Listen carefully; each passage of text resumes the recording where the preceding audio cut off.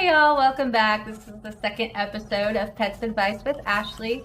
I just wanted to say thank you to everyone who liked and subscribed to my channel last week. It means so much to me that you guys trust me to come through for pet advice, and I'll just keep putting it out there for you guys. If you guys hear any clicking or tapping, I've been really anxious lately, so using a lot of my fidget cube, so just kind of ignore it. Also, sorry for my crazy appearance. Work was really stressful yesterday. It's kind of ironic since last week I talked about ER versus preventative medicine, and 2 emergencies came in back to back. Just every day, keeping me on my toes. Anyway, today we're going to talk about fleas. If y'all got goosebumps, got grossed out just thinking about it, same. It's never easy with fleas. It's always gross. So we're just gonna learn all about those little guys today. What they are, what they do, how we can make our pets comfortable, how we can get rid of them, all that kind of stuff. First of all, they are just little 6-legged insects that their primary host is our pets, dogs and cats. Ironically, the cat flea is the one that we see most often, but that's a bunch of boring parasitology stuff that I'm not gonna go into. Just know that the preferred host for a flea is your pets, not you. However, they will feed on you too if there's enough of them. I know.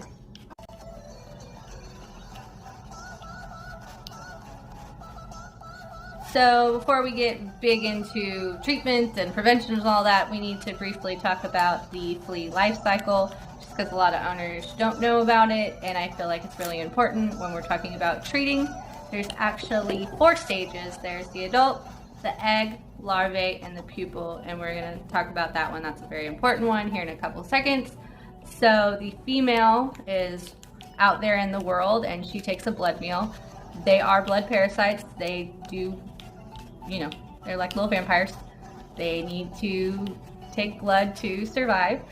They can only last about a week in the environment without a blood meal. So the female is running around your dog looking for a place to bite.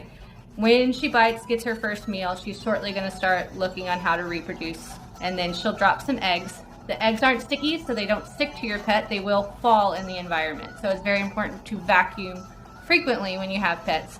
I'm sure that goes without saying because dog hair everywhere all the time. Anyways, so then the egg kind of sits and chills for a little bit, and then it hatches with the larvae, and then the larvae start to spin a little cocoon, their pupal stage, and that's the difficult one because they're little. It's not a shell, but I don't really have a better way of explaining it. It's difficult for medications and foggers and all that kind of stuff to penetrate that, and they will actually hang out in there until the conditions are right. A humid, moist environment. And then they'll hatch. Hatch is a bad word, but they'll emerge from the pupal stage, adult flea, and then the cycle just kind of continues. So when you're thinking about fleas, you got to think about the adult and the egg, because the eggs end up everywhere, the pupal stages end up everywhere.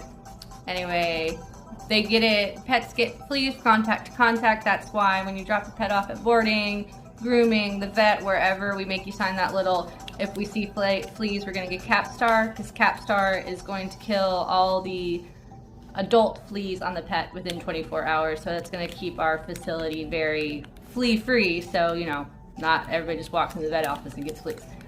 So with that being said, prevention is the best for fleas. Every pet, especially here in Texas, needs to be on a monthly flea prevention. There's so many products on the market, and I'm just going to break down, sorry I have a list of them, I'm just going to break down some of my favorite ones. In 2012, when I was going to school, and I was actually in parasitology, the gold standard was Frontline Plus.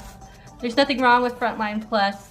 It's a great product. It is a topical product, and the flea doesn't necessarily have to ingest a blood meal on your pet. It just has to be on the surface, and it's a neurotoxin, so the flea will become paralyzed relatively quickly. Within 12 hours or so, every adult flea and every egg should be dead with most of the products that I'm talking about. There's just little differences here and there. The isoxazoline class, sorry, that was a big word.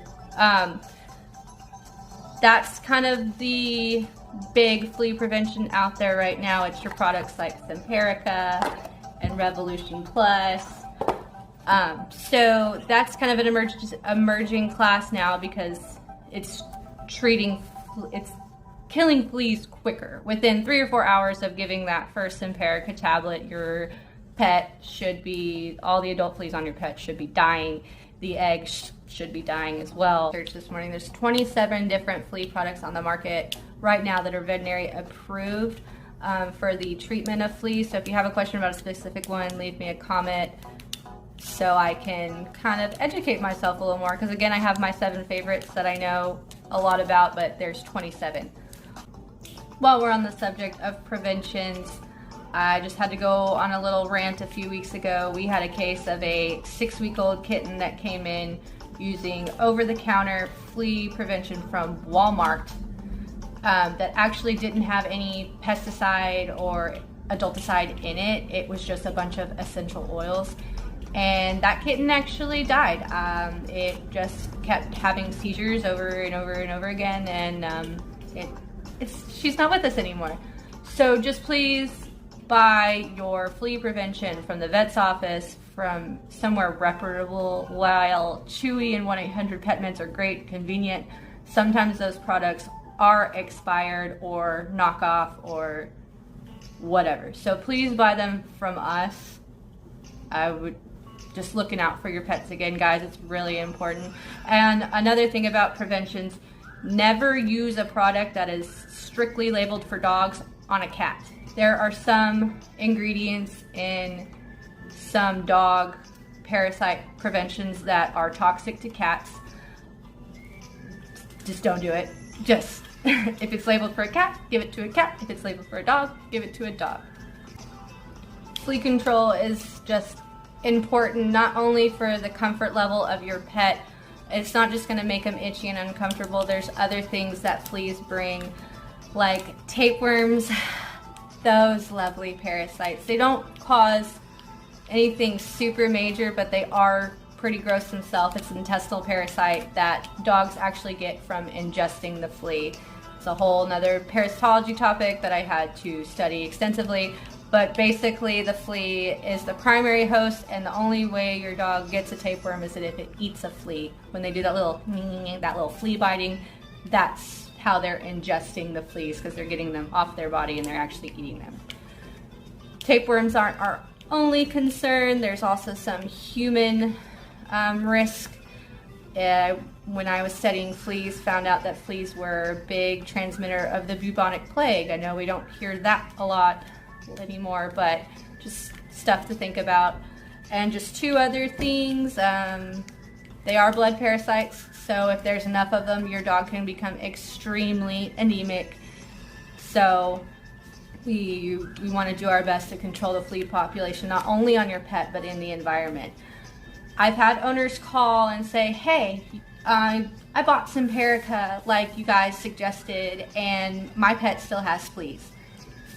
That's a red flag in my mind that the environment is heavily infested. And it's kind of a sensitive topic for us as veterinary professionals to explain to a client. So I'm just going to be the first one to say, if your pet is on flea preventions and you are still seeing fleas, you've got to treat your environment.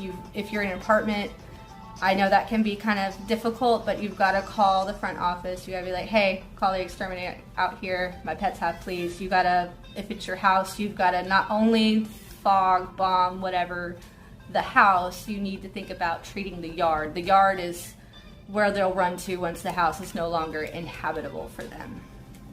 So, and if your dog's an especially itchy dog, they may have what's called flea bite dermatitis, where they're actually allergic to the saliva of the flea. That can cause dermatitis, chronic skin infections, and sometimes as vet staff we forget of that possibility. So there's a whole bunch of trials and everything that we would suggest for you. Anyway, that's my flea talk for the week. Hope you guys learned a little bit about the disgusting little critters that like to chew on our pets. If you have any questions, anything that I didn't cover, vet friends out there, if there's anything that I missed, please drop it in the comments. As always, like, subscribe, share, share, share. I'm so excited to be on this journey with you guys, and come back for next week for more pet advice.